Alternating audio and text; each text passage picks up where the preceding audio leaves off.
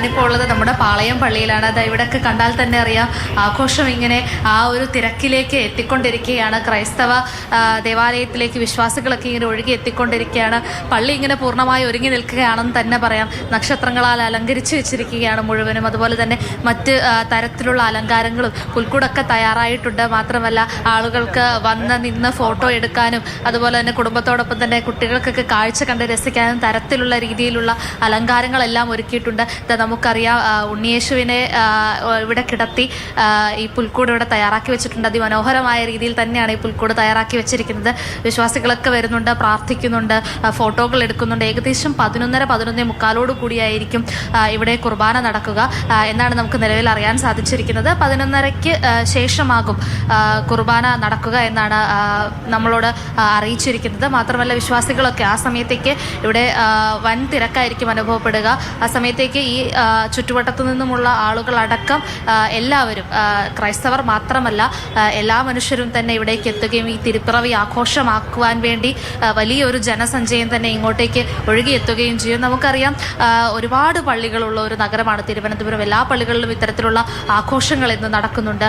എല്ലാ തരത്തിലുമുള്ള അലങ്കാരങ്ങൾ ഇവിടെ നടക്കുന്നുണ്ട്. നമുക്കറിയാം, തിരുവനന്തപുരം എന്ന് പറയുമ്പോൾ ആഘോഷങ്ങളുടെ ഒരു നഗരമാണ്.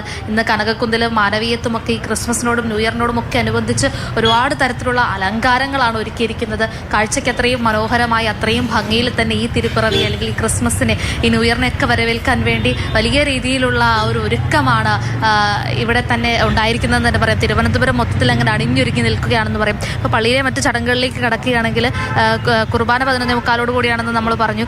അതിനു മുൻപായിട്ട് മറ്റു വിശേഷപ്പെട്ട ചടങ്ങുകളൊന്നും തന്നെ ഇപ്പോൾ നടക്കുന്നില്ല. മറ്റു വിശ്വാസികളൊക്കെ ഉള്ളിൽ കയറി പ്രാർത്ഥിക്കുകയാണ്. അവർക്ക് വേണ്ടി, കുടുംബത്തിന് വേണ്ടി, നല്ലൊരു നാളേക്ക് വേണ്ടി വിശ്വാസികളെല്ലാവരും ഇപ്പോൾ പ്രാർത്ഥിക്കുന്ന സമയമാണ്.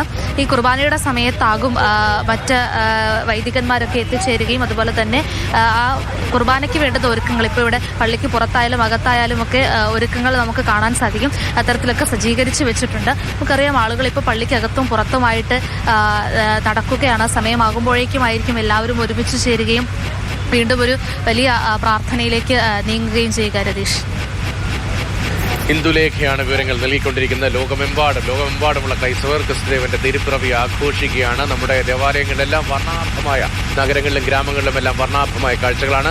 വത്തിക്കാനിലെ സെയിന്റ് പീറ്റേഴ്സ് ബസിലിക്ക മുതലുള്ള സകല ക്രൈസ്തവ ദേവാലയങ്ങളിലും ഈ രാത്രി ആരാധനയുടെ മണിക്കൂറാണ്. അതിന്റെ തിരക്ക്, പലയിടത്തും പ്രാർത്ഥനകൾ തുടങ്ങി. പാതിരാ കുർബാനയുടെ സമയമാണ്, ആഘോഷരാവാണ്, തിരുപ്പിറവിയുടെ ദിനമാണ്.